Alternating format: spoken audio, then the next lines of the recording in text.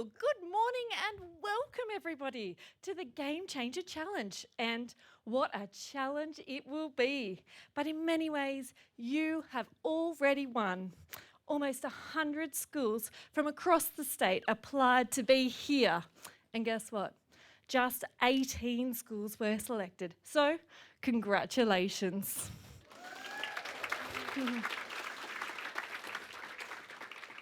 And welcome to those schools who are tuning in via our live stream coming from you here at Google HQ. In a few minutes, we're going to hear from some of the brightest minds in Australia who are joining us here today to answer your questions. We'll spend about an hour taking questions from you, our game changers. And no doubt, their answers will shed some light on the topic of this year's challenge. How might we humanise technology? Well, game changers, are you ready? Are you with me? Great. So, on page 54 of your playbook is a list of our panellists and some space for you to catch some great quotes or ideas that they have. Make sure you're on the lookout because they have so many insights. I've just been speaking to them and you are in for a treat.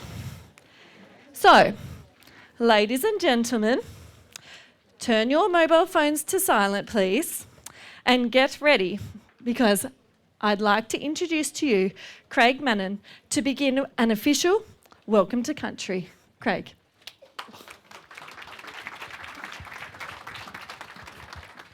Thank you very much. Good morning, everybody.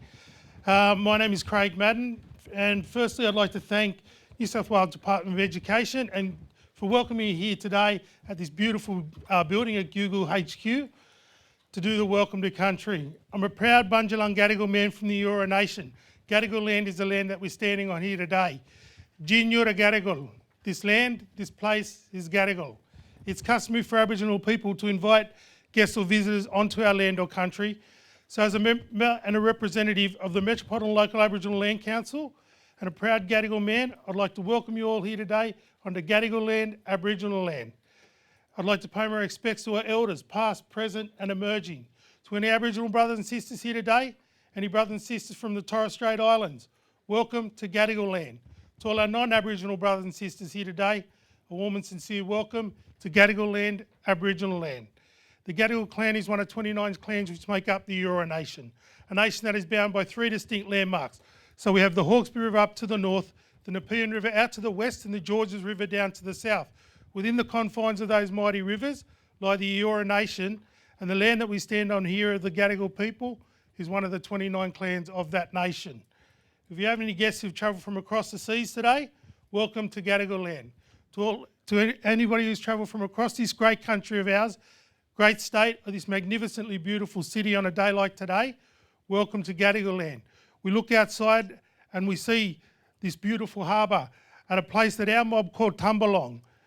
And that means a place of plenty of seafood, a place where our people came and we sat on the shores and fished and collected for tens of thousands of years, a very special place for our mob. So as a Gadigal man and a member of the Metropolitan Local Aboriginal Land Council, I hope you all who are travelling far today travel safely. And once again, welcome, welcome, welcome. Thank you very much. Thank you, Craig. What a beautiful welcome. And I join Craig in welcoming you all here today. I would now like to introduce the New South Wales Minister for Education, the Honourable Sarah Mitchell. Thank you. Well, good morning, everybody. I too want to begin by acknowledging the traditional custodians of the land on which we meet. Pay my respect to elders past, present and emerging, and thank you for the lovely words of welcome. How cool is it to be at Google? Are you guys excited? I am excited to be here as well. Thank you to Mel and your team for pulling all of this together. I have 2 girls, and my eldest is in kindergarten and she's going to be 6 tomorrow, and I told her I was coming to Google today. I think she was more excited than I was. She thought it was very cool. So I'm really happy that you guys could all be here to be part of the Game Changer Challenge because it's so exciting. And what you're going to be doing today is actually really, really important. Because one of the things that we know in education is how much things change and how much we need to adapt to the world that we're all living in. I said before, my daughter's in kindergarten. When she finishes school, it'll be 2031. Now, what are we going to need then? What's technology going to look like? What's our world going to look like? And how can we make sure in your schools and in our education system we're doing what we need to do to equip you to be ready for that world that you'll be living in? And, you know, it's interesting to look back. I probably seem really, really old to a lot of you sitting in the audience, but 20 years ago I was in year 12 at high school, and we didn't have smartphones and we didn't stream music or movies, and if we didn't know the answer to a question, I think the phrase just Google it was probably in its infancy. So things have changed a lot in 20 years, and to think about what it might be like in the future and some of those challenges that you're going to be part of this week, it's really exciting, and it's important to make sure that what you come up with when you talk about things around artificial intelligence and how we humanise technology, I'm really interested to hear what you come up with over the next few days, because I think some of the ideas that will come out of this room can really make a big difference in the years to come. So congratulations to all of you for being chosen to represent your schools here. It really is a privilege for you all to be here, so enjoy it. Have a great time. I'm going to be here for about an hour or so. I'm looking forward to the panel and some of the questions that I know that you'll be asking. But congratulations everyone for getting this far, and I really hope you make the most out of what is an amazing opportunity. And thank you for letting me be here and say a few words. Thanks. Thank you so much, Minister. We are very privileged to have you here today. Now, ladies and gentlemen, there's a few spare seats down here, so I'd like to invite anyone that is standing over there, please come and fill these spare seats down the front for me. That'd be lovely. Please come on, feel free. Down you come. Well, they're all happy standing. Well, we are coming to you live from a very cool workspace today, and that is Australia's Google HQ. And the person in charge here is our Vice President and Managing Director of Google Australia and New Zealand, Melanie Silva. Please welcome. Thank you. Do you know, we have all of our meetings in this room, and I don't think I've ever seen it this packed, and this packed with so many what we call noogler hats that we've got on. This is the hat that you all have to wear when you start at Google for the first week. So it's good to see so many of you here wearing those cool hats. I've still got my one as well. It's really a privilege to have you all here. Thank you, Minister, for joining us. And I would also like to acknowledge, thank you, Chika, for the lovely welcome to country. It was amazing. We're very proud to work on the Eora Nation land, the home of the Gadigal people. So it's a super exciting couple of days we've got in store for you. And as the Minister mentioned, you know, technology has evolved pretty quickly. She told you a story about how what life was like when she was a kid at school. When I started at Google 12 years ago, and the internet was a place that you kind of went to. You had a desktop computer and it sat in a room in your house, and you had to go and sit there and go on the internet. And now for all of you, it's in your pocket. It's on a smartphone. It's wherever you want it to be. And did you know that Wi-Fi was actually invented by an Australian? Australian people. So there's nothing stopping you all, any of you, from being the inventor of the next big breakthrough that's going to change the way that people use and access technology. And that's why we are so proud to be part of this Game Changer Challenge today. It really is a wonderful program. The questions that you have all submitted prove to me that you are some of the smartest people in Australia right now. And we want to make sure that we give you big, chunky challenges to solve and hear what your great ideas are going to be. It really, really is an honour to have you all here today. But it doesn't stop after the next sort of 3 days. You're going to come up with some brilliant ideas, and then we're going to really help and provide some workshops with all of your teams to help you really bring these things to life. It's great to have the support of all of your teachers, and as a mum of 2 kids, I want to say a big thank you to all the teachers in the room today. Let's give them a big round of applause. Because without their support and their fostering of all your great ideas, it would be difficult for you all to be here. I can't believe there was 100 entries and only 18 of you get the opportunity to be here today. So you must all be pretty special folks. So I would like to thank everyone on the Google for Education team who's worked with us, as well as the founders and the creators of the Game Changer Challenge. It's really, really a privilege to work with you, and our collaboration with the Department of Education is something that we are really, really proud of here at Google. So enjoy the rest of the day. Who do I need to hand over to? Yes, okay. Well, I can't wait to see the ideas you come up with. Thanks very much for joining us here today. Thank you, Mel. Well, we are ready. Are you ready, Game Changers? Okay, let's get our Q&A session underway. So allow me to introduce to you today our moderator, Mr. Mark Scott, Secretary of the New South Wales Department of Education, and our panellists for today. Once again, Mel Silver, the Google boss. Please make her welcome.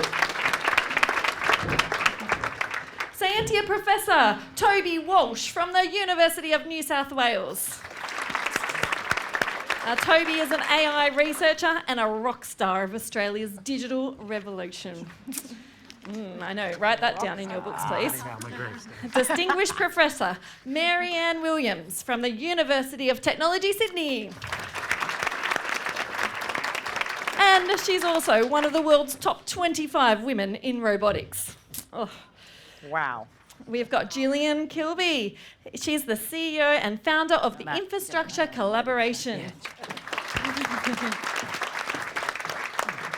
She is a farmer's daughter who is now a positive force for change. Welcome, Gillian. We've got Lloyd Goodson.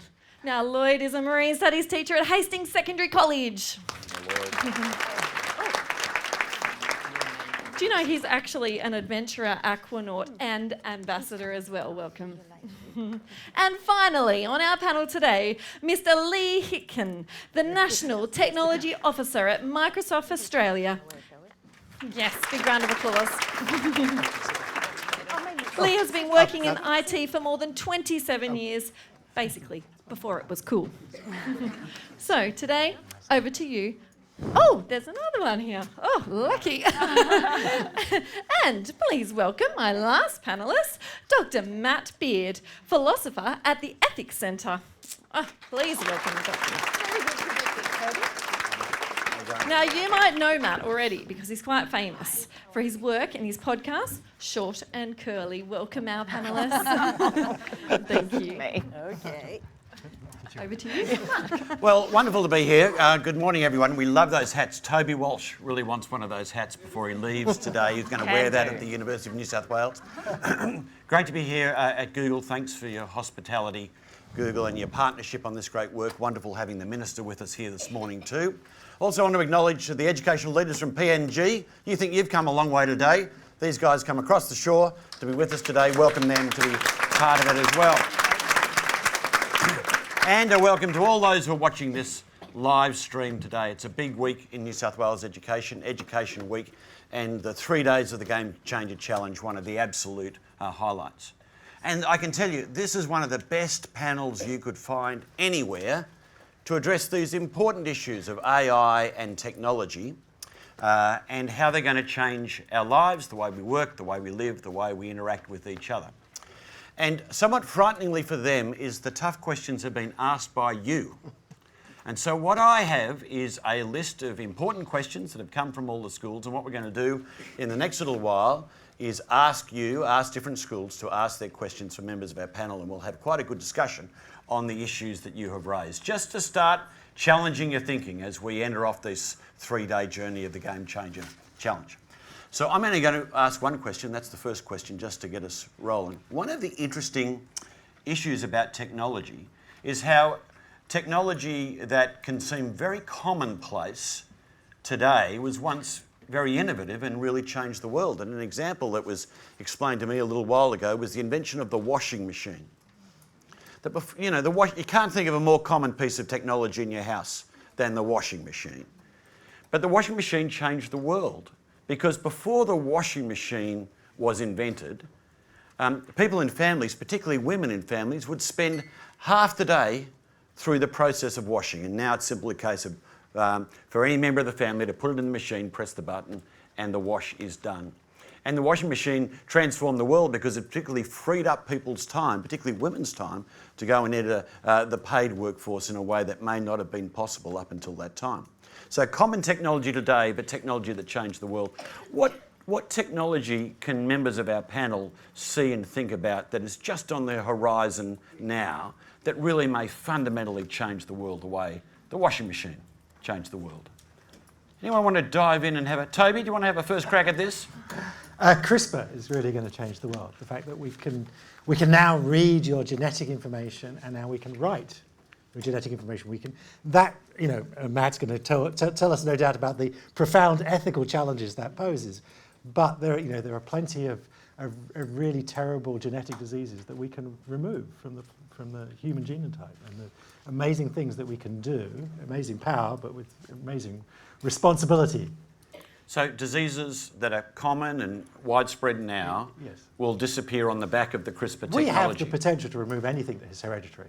And that is absolutely amazing. Just to think of, all of you will know someone in your immediate circle whose life has been touched by some hereditary disease. And that, even the susceptibility to cancer, that is something that we have the potential, if we can work out how to use it, to change. Other members of the panel who...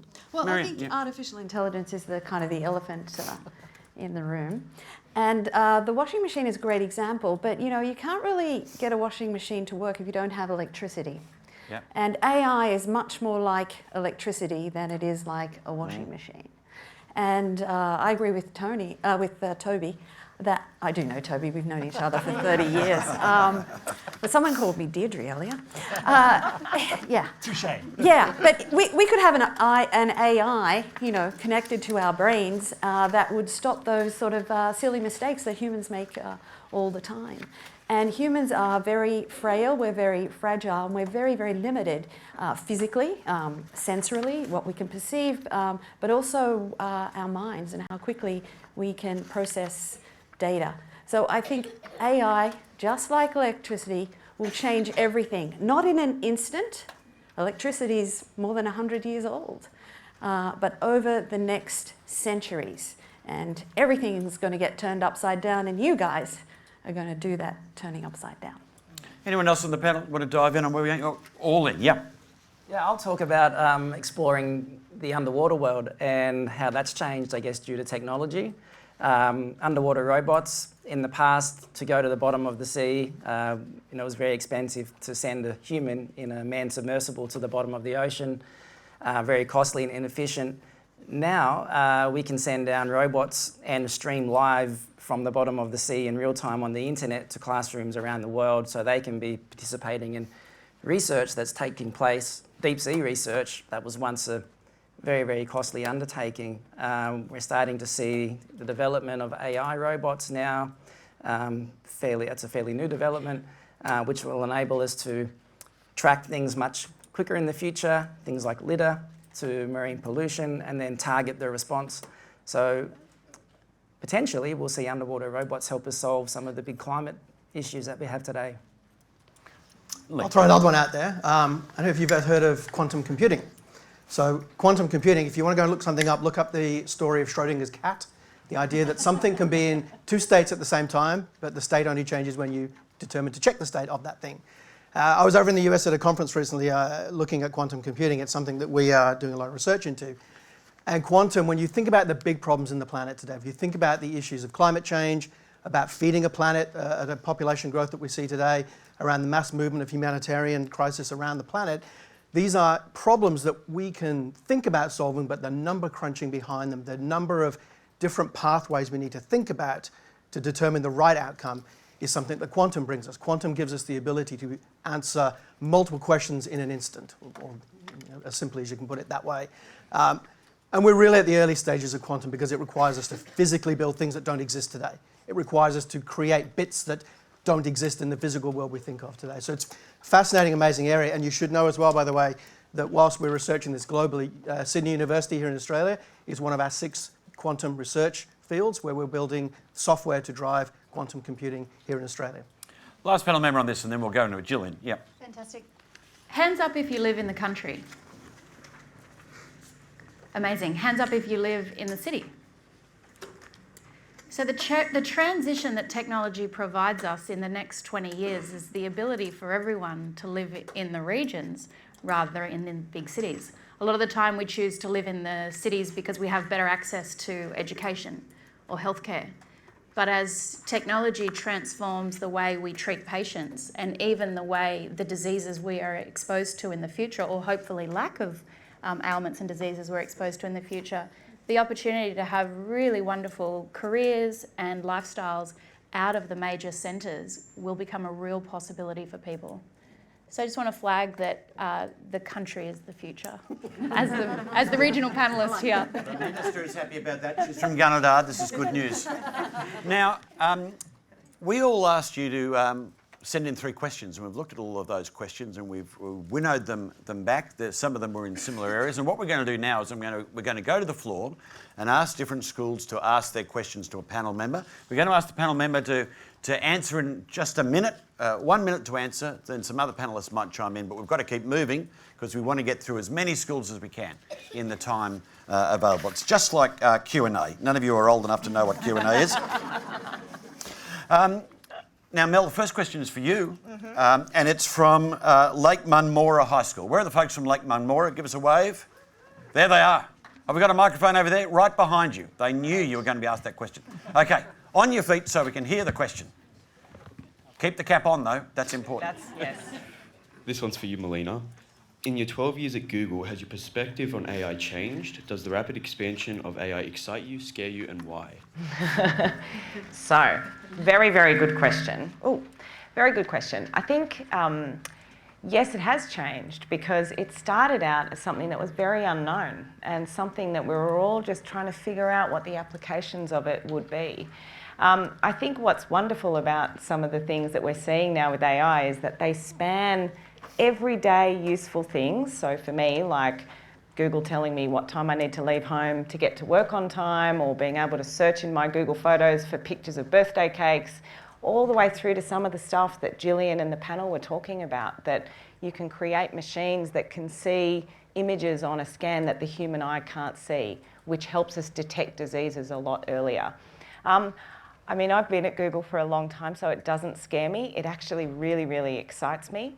And I think one of the things that is fascinating is that you can actually make these things available to so many people around the world. We have a product called TensorFlow, which is kind of a library of all of these little machine learning and AI pieces of technology that anyone can just take and apply. So you can really put it in the hands of people to see what they come up with. So any problem can be solved. So I'm very excited. Toby, are you as excited? You've been writing a lot about this. Yes. Don't believe what you see in Hollywood, right? If you go and watch a Bond movie, you know it's not real. And the same is... Oh, sorry. And the same, I think, could be said of artificial intelligence. A lot of the portrayals you see are very fantastical, and it's actually a much more useful, down-to-earth aspect of our lives than what would Hollywood have you believe. Marianne, excited or scared? Well, I agree with Toby that that's true for today, but we're just seeing glimpses of tomorrow. And I think AI, it's a general purpose technology just like electricity, and it can be used for a very wide variety of applications by a very wide variety of different kinds of people. And Google has made their software available for everybody. And so it can be used in many different ways. And I think, we need to pay more attention to laws and the economic drivers that will shape AI. Ethics are important, obviously. They encapsulate our values, but it's actually going to be the law, how we can enforce it, that will constrain AI, and the economic drivers will help to drive the innovation that we need and to help humans build trust with AI. So it's a very good question. Thanks, Lake Munmora, for getting us going. Thanks very much. Now, one of the schools I was really excited to see make the list and make an entry was our friends at the Sydney Children's Hospital School. And so the next question comes from them. Where are we? The Kids Hospital School, there we are. Welcome along today. And the question's for Gillian Kilby. Hi, I'm Felicity and I'm from Canamble. With an expanding national population and declining primary industry, like mining, why are national and state governments so invested in developing and funding city infrastructure instead of the bigger picture, funding regional areas, such as Canberra, to help in growth of population and potential industry, like solar, wind and tourism? I should be able to complete my study in Canberra, catch the train to Sydney for residential stay at UNSW for my treatment in Sydney Children's Hospital, and be able to return home to potentially work in Canberra's industry. What role can technology play in making my vision a reality? Thanks so much. I want to thank you so much for your question, Felicity. So I grew up in Canberra on a farm north of Canberra. And the first thing I want to say is I'm so sorry that you do have to travel to get healthcare. I'm so sorry that you have to travel to get education. For anyone who's ever spent a night alone in a hospital bed, it's even harder when your parents are 500 kilometres away. So first I just want to say I'm so sorry. The second thing is, we do invest where the votes are. We do invest in our major cities. But we also are making big investments in the region right now. And there's a fabulous example that I'll give is the Country University Centre. They established it's like a co-working space for uni students. And you can turn up in Broken Hill and you can study at any Australian university, and your cohort of fellow students live in that town with you. Their aspiration was 100 students within the first year, and they have 200 students studying in Broken Hill. And my aspiration for a centre like that is you should be able to study anywhere in the world from Broken Hill, and it's all brought together with technology, with the government and the good people behind that university centre. The second example I'll give is the Game Changer. So you're here in Sydney at the Game Changer. On Friday, this whole operation bumps to Dubbo. And the reason it bumps to Dubbo is because someone sitting at the table, which was your education minister, said, what about the regions? Can we take this over the Blue Mountains? So my aspiration for you, Felicity, is that your future doesn't just allow you to be a seat at the table in Canberra, that in your future you have a seat in Macquarie Street in Parliament, you have a seat at the boardroom tables in the cities. So every decision that is made accommodates people over the Blue Mountains. Because until we have feet under the desks, in the right meeting rooms, we won't be represented. We're very good at making sure we have cultural diversity at the table, that we have women at the table. Let's make sure we also have the regions at the table. So thank you for bringing it to everyone's attention, and I wish you all the best. Thanks. Yeah. Felicity makes a really excellent point. And one of the things that is often said is, we say the future is already here. It's just not evenly distributed. Some people are already enjoying the most cutting edge technologies in their everyday lives. And we still have people in our country who don't have access to those kinds of resources. And we have people across the world who still can't access clean water. That technology is 70 years old, and yet there are people who still can't access it today. So when we think about technology, we can think about the cutting edge and what's the next cool thing that's going to happen. But sometimes in terms of technologies that are going to change the world, it's about taking stuff that we've known about for 20 years and making sure every single person has access to it. So we really need to think about the people who are being left behind, as well as blazing a trail forward into the future. I think that your example really captures that really importantly. Thanks, Felicity. Great question. We're now going to go to students from Oak Hill Drive Public School. Where are the Oak Hill Drive team? There they are. And a question for you, Lee.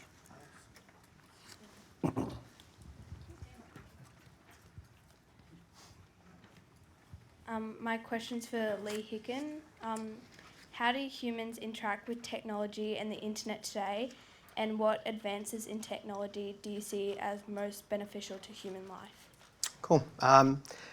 It's a complex question. It's two very big questions, and I mean, I guess the starting point for me, how do we interact with the internet and with technology today? And I think we're about 4.5 billion internet users around the world as of today, and a population of 8 billion people on the planet. So nearly half the planet uses the internet in some meaningful way, month by month. And Google probably has more accurate stats, but I know we're now over half of that internet connectivity is through what we consider to be mobile devices. So as was pointed out in the intro, we have shifted massively from this idea of going to a place to connect to being constantly connected and constantly engaging on the internet. What we've seen, for me at least, over the last sort of 5 years accelerate massively is that ability to interact with the internet in a natural way. So we think about natural language, natural gestures, physical communication, and as we sort of communicate in physical ways, either through your sort of your Skype style experiences or holographic and virtual type experiences. It's interesting. I was presenting an event last week, and I was asked this question about multi-generational usage of the internet. And there's multiple generations. You'll hear about the mature generation, the boomers, the Gen X's, that's me, and then onwards into the millennials and internet generations. And interesting, the generation that has the biggest challenge today with using technology and communicate technology is actually my generation, the Gen X's. Because we grew up with it, we thought we had a grasp on it, and it shot past us. You guys just get it. The internet, communicating with the computer, communicating with a device is totally natural to you. And for the older generation who never had it before, they have no preconceived ideas. For them, it's just another way of communicating. So for me, to answer the question, the first part, absolutely, it's going to be voice and natural gestures is how we continue to evolve that conversation, although we've had keyboards for 100 plus years and that doesn't seem to be going away. But the second part of your question, which is kind of what's going to change that, it comes back to a point I think you made earlier on about AI as being that influential, massive game changer. You hear about this thing called the Industrial Revolutions. The fourth Industrial Revolution was IoT, it was the cloud, and for me, I believe it's AI. And when we think about industrial revolutions, they are things that either, depending on your perspective, change the way we exist as human beings, or, and I prefer to think of it, propel us forward as a population, as a race, to be able to achieve more. AI is the technology that's going to do that, and AI is intrinsically the tool that is going to help us communicate better. It's AI when you talk to your Google Home or your Alexa device that figures out what you really want. And that's that combination of AI making that far more intuitive, so when you talk to a device, it truly understands you, stringing together multiple conversations, so you're not just saying to it, Google, play me my song, you're actually asking it to play your song and then go do this and then make sure that's set up for me and then tie a few other pieces together. That's how we're going to communicate in the future. We're going to talk to it like it's another person, but I would add, I'm terribly terrified of what they call the uncanny valley and this idea that I think a computer is another person. I think it's really important as humans we maintain that separation between communications with people and how we interact and express ourselves and a communication with a computer which may offer us completely different and better experiences, but it's still a computer, not a person. Just on the back of that, Lee, and maybe Mel as well, I mean, you said, voice, speaking to the technology is going to be more important. The technology understands us. You said we still have keyboards and keyboards will still be around for a while. But do you anticipate that as the technology gets better and better and better, how much more of our time are we going to spend talking to our machines and listening to our machines rather than typing into our machines? Where does that go? So, it's funny, Julie and I were just having a conversation about this because, or a similar topic.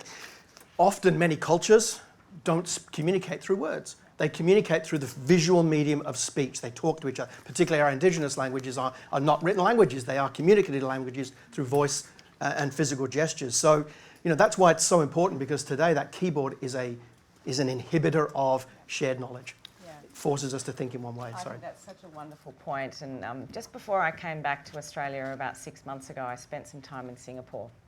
And I was travelling all across the Asia-Pacific region, and you really see that concept come to life in countries like India or in parts of Southeast Asia where the literacy and numeracy rate, we take it for granted in Australia that everybody can read and write. And when you can't, and you see the power of someone picking up a mobile device and being able to get information that has been closed off to them, that's an incredibly powerful experience. But I think to your point, Mark, I think there's going to be definitely an increase and the ability for you to just get things started using technology, but hopefully to free up more time so you can actually talk to human beings. Well, it's time, ladies and gentlemen, we need to have a robot question.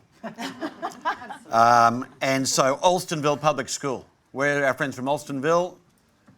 There we are. A question for Toby, who spends a lot of his time thinking about robots. So we've come to the right place.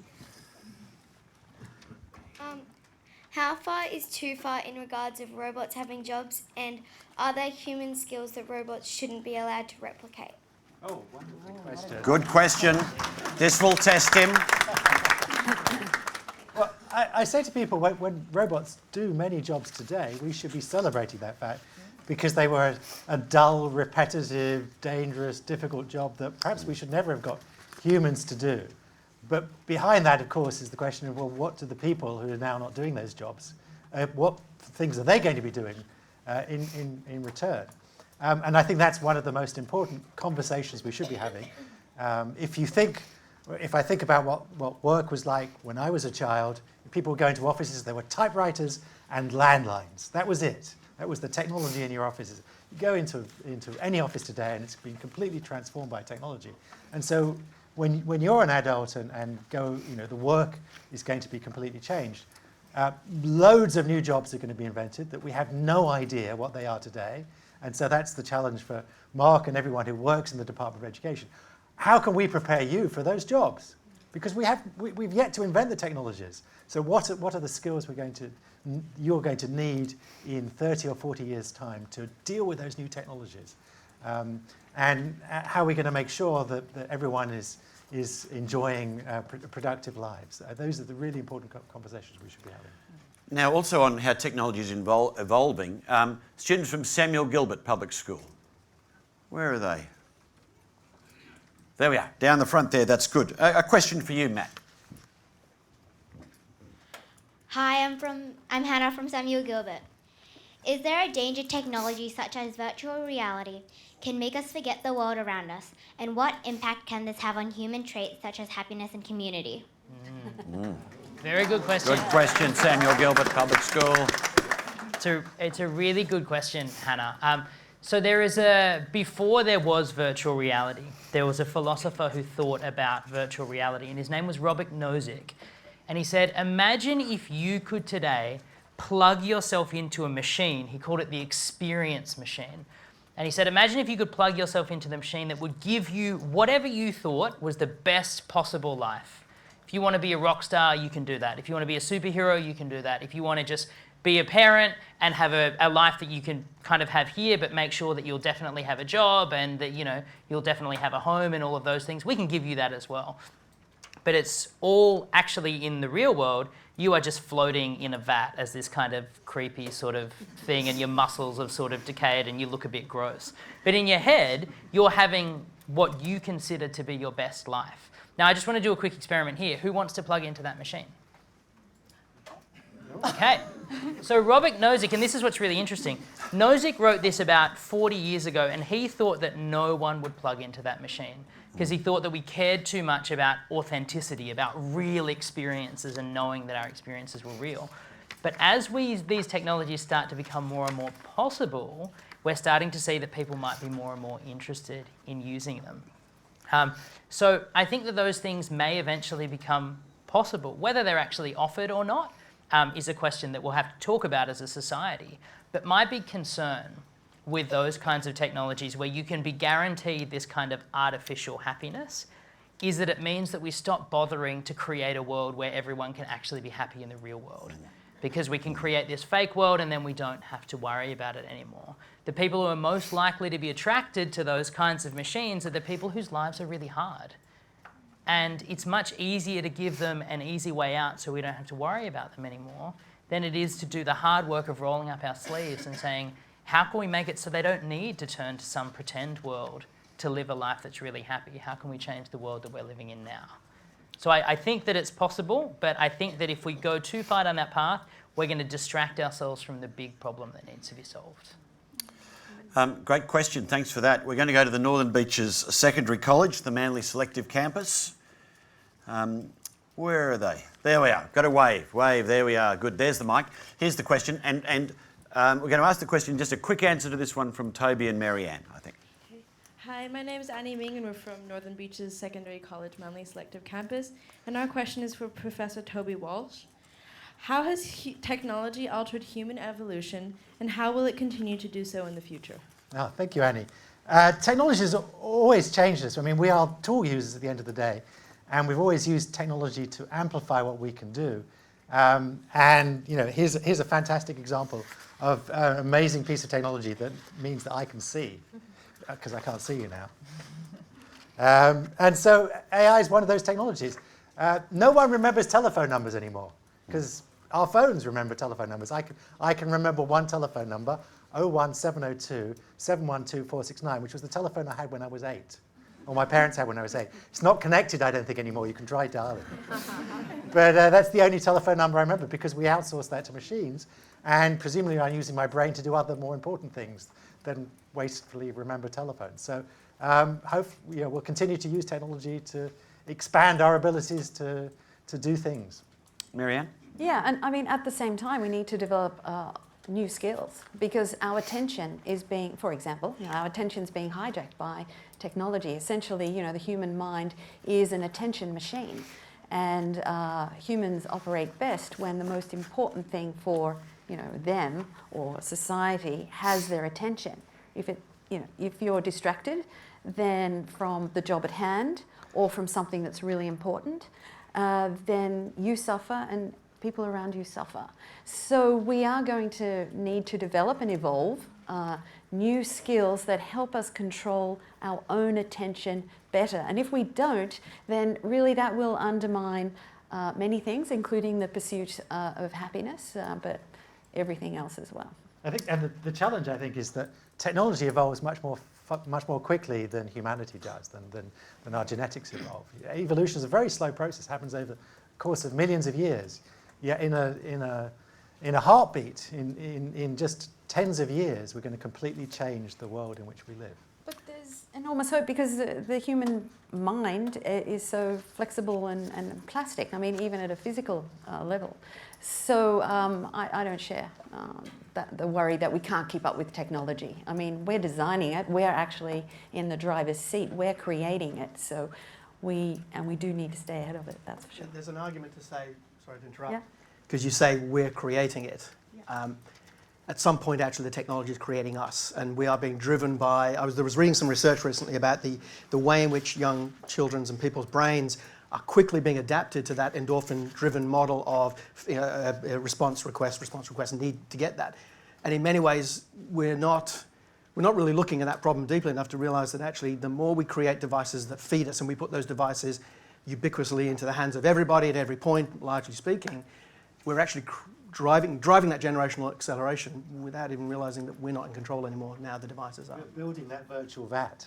Yes. And the big idea is that we know everything about the way that the human brain works and the way that human evolution works so that we can predict the effects that technology has. But we're still learning so much about the way that our brains work. I was just learning about some research about what happens in your brain when you make eye contact with another person and how important that actual eye contact is to spark neurons and all those mirror neurons and things like that. There's a really powerful bonding process that happens. I have a little 3-month-old baby. And one of the things that we've been evolved to do is, well, women, when they're breastfeeding, is they're evolved so that a baby can see more or less the exact distance between the baby's eyes and the mother's face while they're breastfeeding. But now, so many people, when they're breastfeeding, because they have these phones, are kind of watching Netflix and sort of they're over here. So what the baby is trying to receive from them is changing. So some of this is not saying technology, very, very bad, we must not have it, but it's about understanding for the people using the technology and the ways we're building the technology, not just informing about the technology, but letting us know about these amazing brains that we have and the things that they can do and the things that we need to work with them to do so that we can actually engage meaningfully with technology. Yeah, and I mean, just one thing, just to close the circle on that one, that's why I was talking about attention hacking. So when you're breastfeeding and watching a movie, your attention has been hijacked and hacked by technology. Yeah. Such big issues and so many more questions we have to cover in a short period of time. So we're going to go to South Coogee Public School. Where are our friends at South Coogee? There we are, down the front here. Microphone coming to you because you have a question for Lloyd. Hi, I'm Sarah Drummond from South Coogee Public School and we have a question for Lloyd. Since 71% of the Earth's surface is covered by water and there is an ever-increasing human population which might require new areas to live, are there any ideas in technology that could support life underwater for a long period of time and supply essentials like food and water without creating pollution and jeopardising the marine ecosystems? That's a very big question that you'll be answering in 1 minute, Lloyd. 1 minute. Thank you, Sarah. That's actually something I've been asking for about the last 30 years. When I was about your age, my dream was to be an aquanaut, which is someone who lives under the sea. I wanted to study the ocean. I wanted to spend long periods of time beneath the surface of the ocean. I was fascinated by it, although I came from a very small regional town called Howlong near Albury. I was just fascinated by the idea of living under the ocean. And so I've spent a lot of time asking that exact question because I didn't have any interest in colonising the sea. I wanted to visit self-sufficiently with a focus on studying the ocean. And so when I finished school, I actually won a competition to do just that, to answer my question. It was called Live Your Dream Wildest Adventure Competition. And I got some money from Australian Geographic to go about answering this. And so I spent a lot of years researching all the technology that would enable me to do that. I had a pretty small budget and I involved schools. I was actually involving schools from the middle of Australia, School of the Air, using radio. They were starting to experiment with software, online software, so we were doing chats from underwater. But it's a journey that continues, and so some of the technology that I used on my biosub, I called it, my biological submarine, it was like a living submersible. I used a machine called air to water to extract my humidity from the air to provide me with drinking water under the sea. This is one of the challenges with doing anything under the water. You've got pressure if you're in a saltwater environment, salt, which is very corrosive. You've got the density of water. So there's a whole range of issues you've got to overcome. Then there's the waste. In order to find a solution to that, when I got my funding from Australian Geographic, I went over to NASA to a habitation conference they run, which is all about living in extreme environments, to try and talk to some of the researchers around the world who are working on this exact topic, how they're going to grow plants and get nutrition for astronauts in deep space, how they're going to deal with their waste products when they're beneath the sea. So I did my best within the limitations I had to provide a self-sufficient underwater habitat. I lasted for 12 days underwater with my technology. I've since repeated it a second time in Germany. Still not a bad achievement, 12 days. I think we want to acknowledge that. So I had a bunch of gas sensors. I was growing microalgae, which was going to be my potential food source and providing oxygen. It got pretty nasty down there after 12 days. And so, and eventually I had to...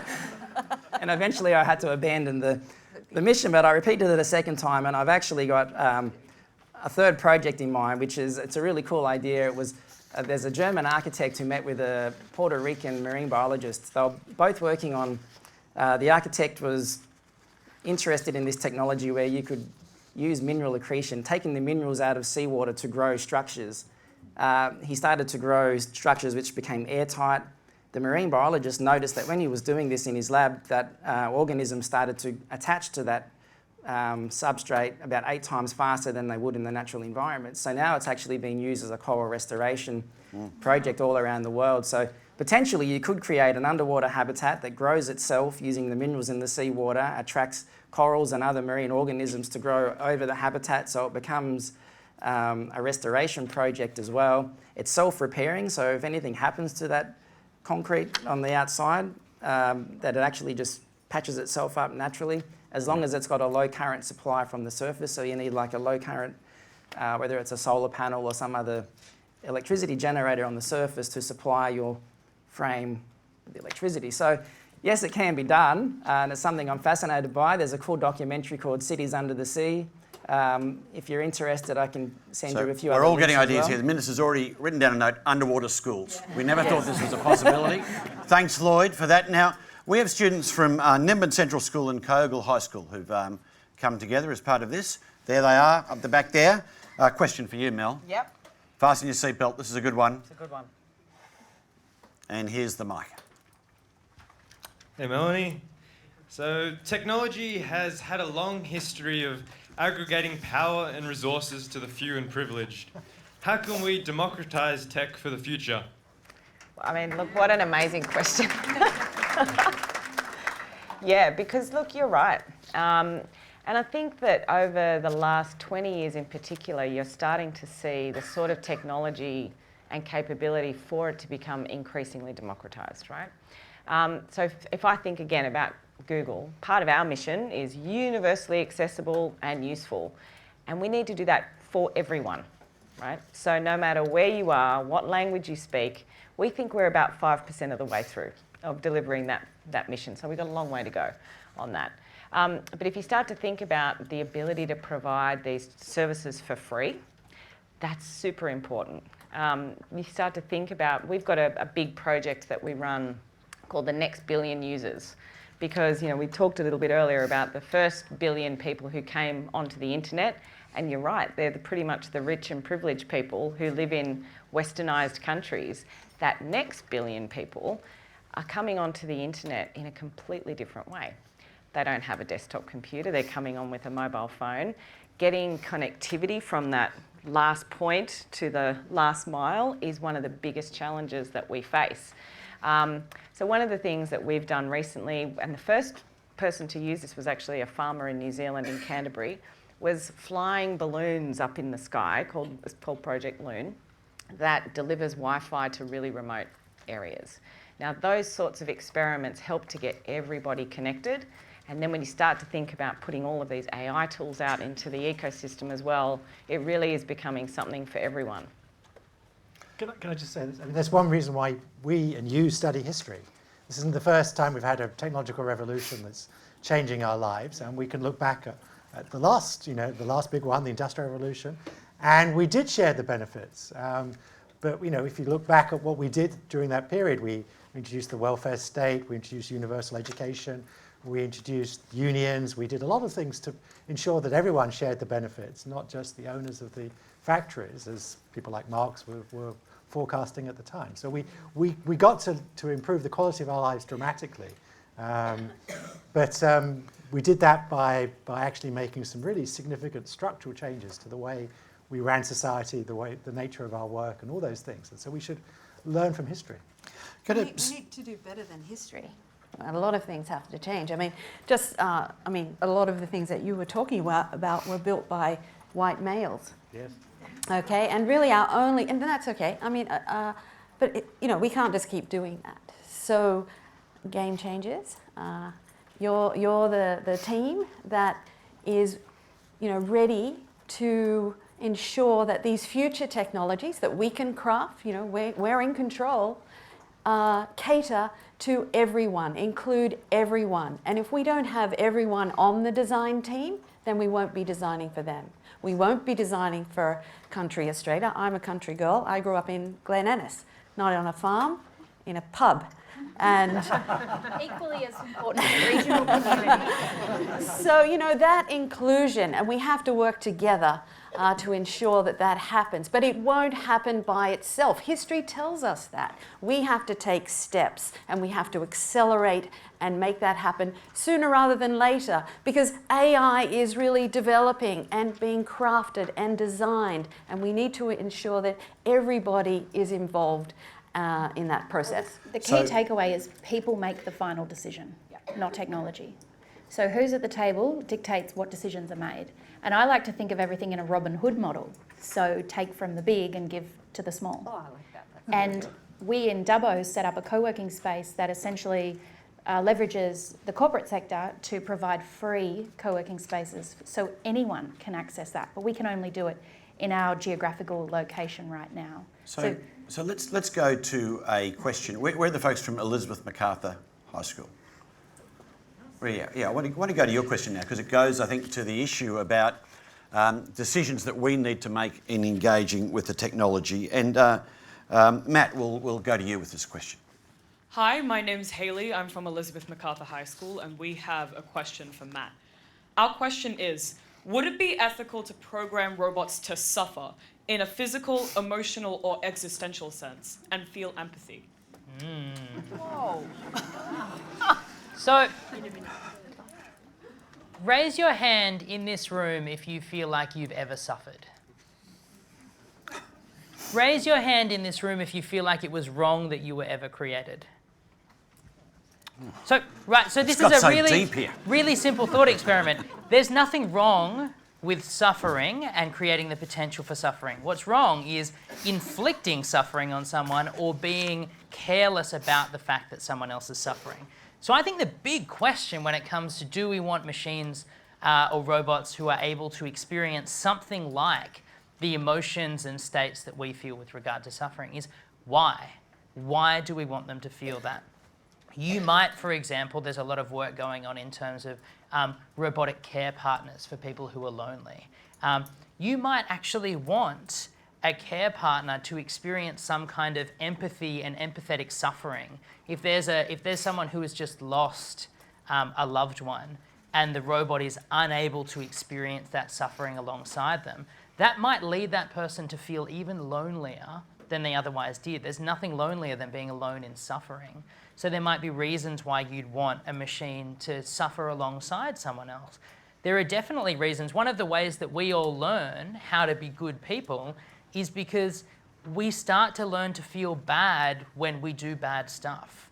We witness other people's responses, and that gives us a sense of guilt or a sense of shame or a sense of regret, and we learn from that.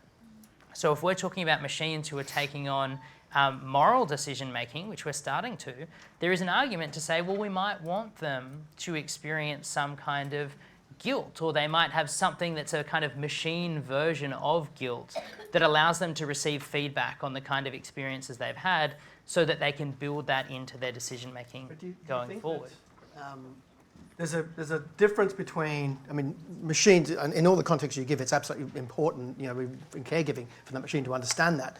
But there's a difference between inflicting the suffering on the unit, the robot, such that they feel the pain of suffering, versus teaching a machine to understand the mechanics of suffering, the emotion of suffering, the impact on a human psyche to suffering, but they don't actually have to suffer themselves. And that's the beauty of robotics, is they don't have to necessarily do it to be able to empathise with it. At least that's my layman's view. I think there's an interesting conversation to be had here. And again, if we think about human examples, you know, we could learn the scripts really well of like knowing what it's like for a friend to be being bullied and kind of say all the right things that make them feel like we care.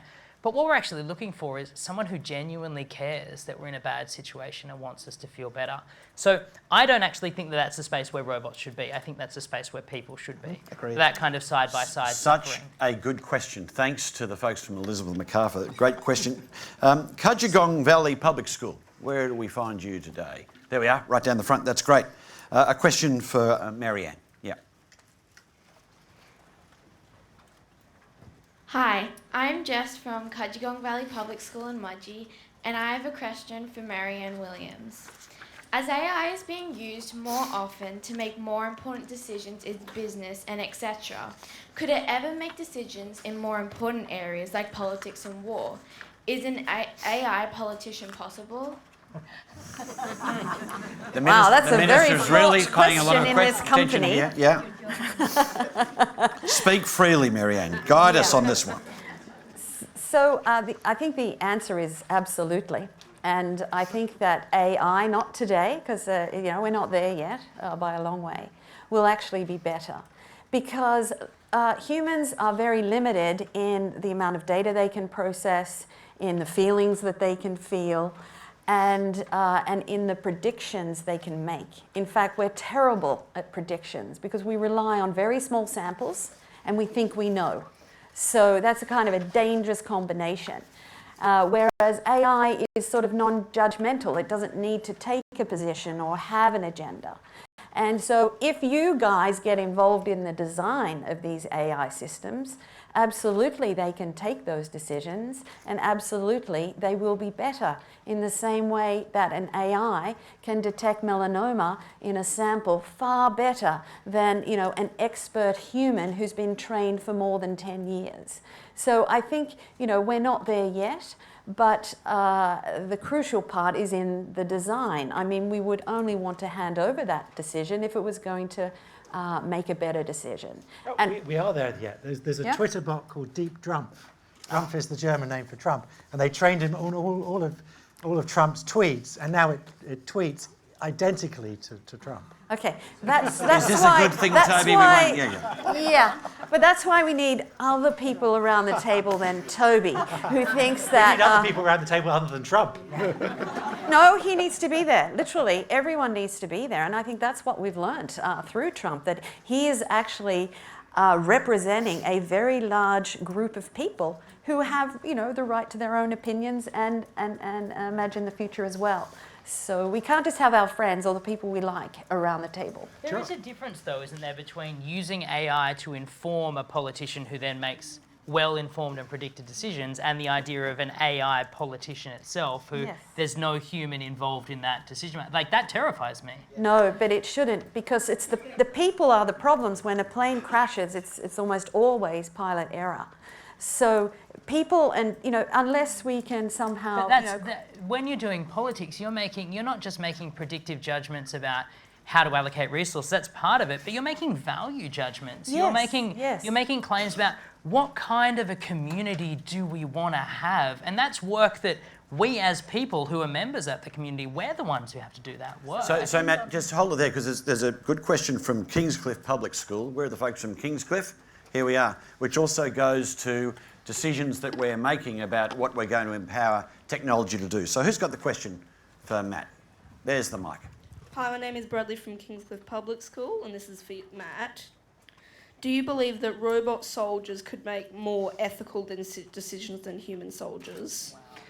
So Toby's going to stare really hard at me as I answer this question. Say the right thing. I think when we think about robot soldiers, we have a particular view of a robot soldier in mind that looks like something from Star Wars or something from Terminator or something along those lines. That's not really what we're talking about here. We're talking about things that, like drones and potentially even munitions and mines and things like that. They're not really actually making decisions, and that's part of the problem. They're responding to a program. They've been told with data what they're targeting. The argument is that there will be less casualties because they will be able to identify really clearly who is an opponent, who is someone on the other side, a combatant, and who is not, and not target those people. The problem is that because there are no human lives that are being risked, it's so much easier to ship off robots into combat situations. And so we see more and more combat. And even now, and we have an increasingly technological warfare now, about 80% of the casualties in war are civilians. So when you think about that in a more technological age, it becomes really unlikely that we're actually going to see an overall benefit. There might be some situations, and there are some situations, where humans have been overwhelmed by the situation they've been in, and they've gone on to do awful, awful things. And I've studied some of the war crimes that have occurred, and they're awful to read about. There might be a case for saying that emotions in that area are a problem and a robot would do differently. But overall, when you look at the big picture and you don't try to just fix that particular problem, but you see the whole story, it seems really unlikely that we're going to see a more ethical mode of combat when it's fought by robots instead of people. Well, we're almost coming to the end. I think we need to find a little more upbeat pathway to get us through this conversation. So I want to hear from the students from Armidale Secondary College. Where are they? Down the front here. Yeah, question for Lloyd. Our question's for Lloyd, and it's how can AI be used to help build a sustainable future? Thank you for that. To answer this question, I'll use an example of a young Dutch inventor because he went through a very similar process to solve a global issue that you guys are going to be doing as part of your Game Changer program here.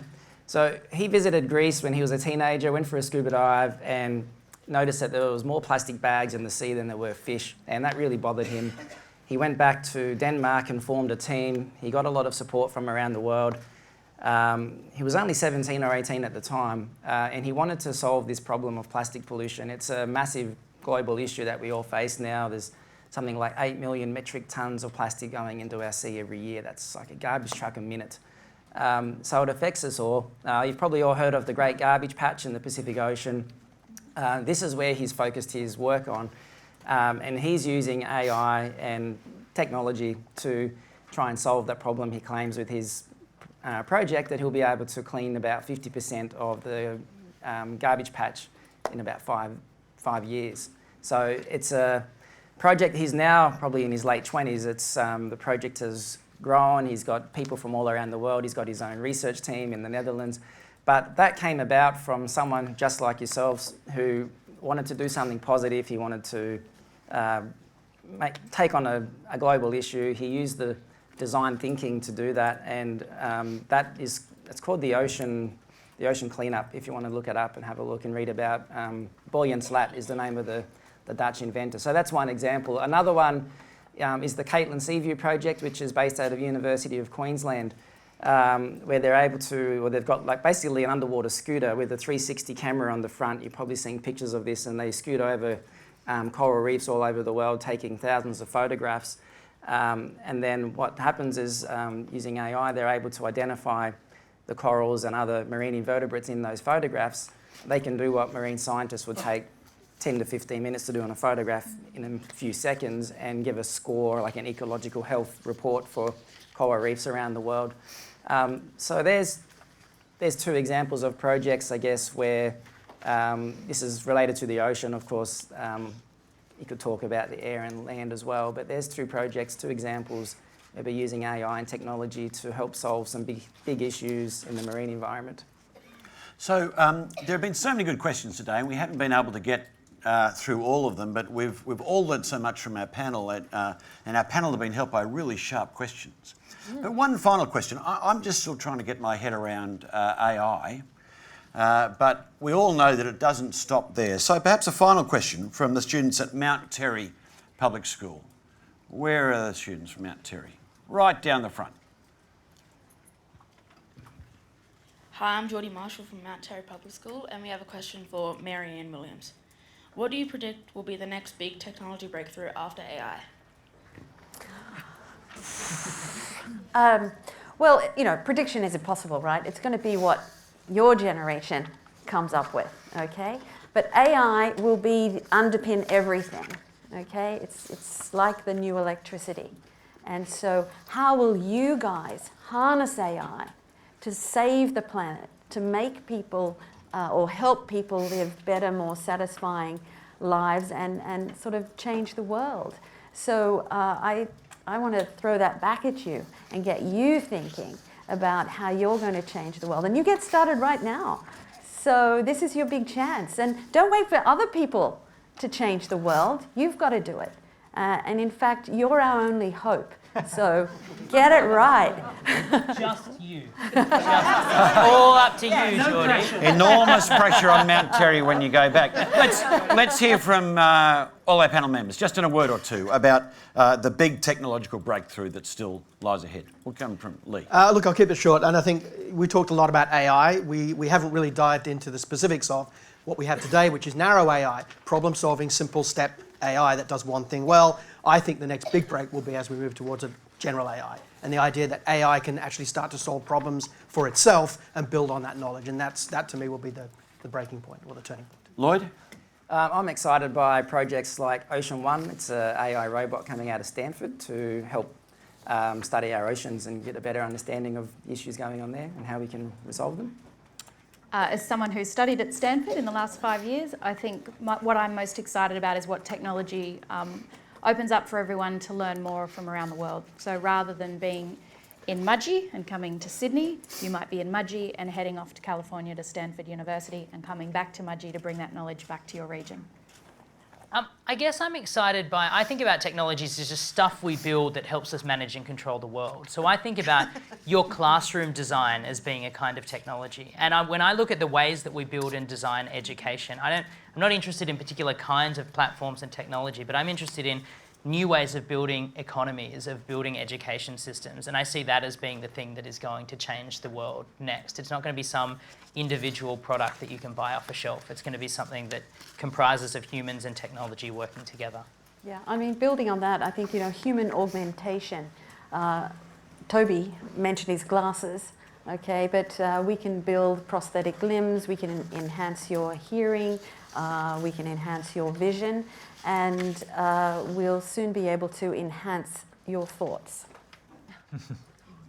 Well, I started talking about CRISPR right at the start, but what I didn't say then was how are we going to understand all that genetic information? And that's going to be AI. So the way that we're going to be able to all live longer, healthier lives is by the insights that AI is going to give to us about our genetic background and about our health. Well, I think the illustrious panel has stolen all of the really good ideas, so I'm going to finish on something maybe a little bit different. I think some of the most magical things in technology happen when the technology interacts with humanity.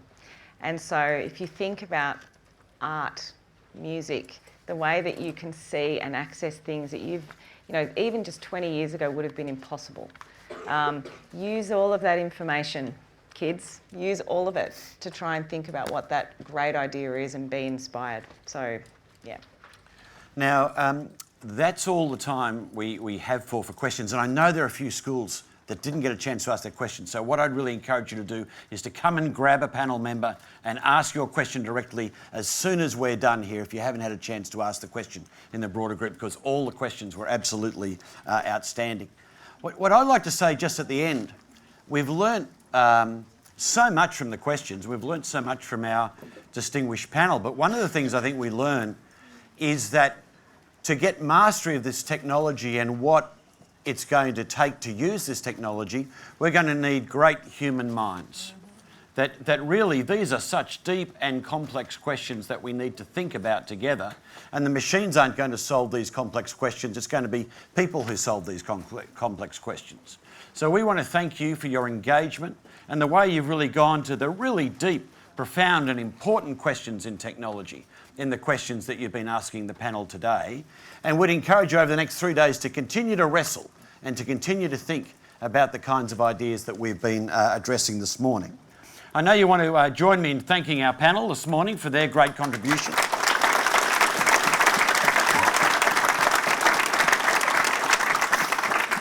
We want to thank the Minister for being able to join us today, and I want to thank all the guests we have, including all the people who've been watching the live stream of this event all across New South Wales, Australia and further beyond.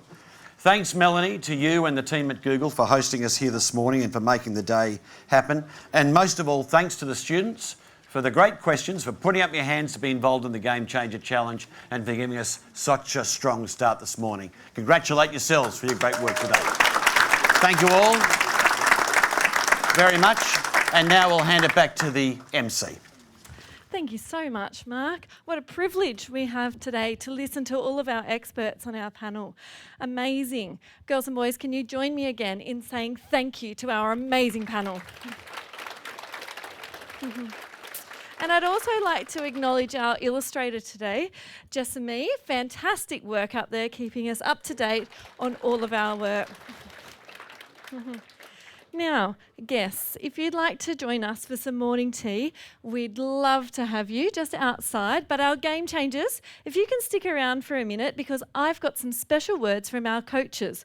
We have 4 coaches here today, Summer, Chris, Brian and Kimberly. So they're going to take over for a minute.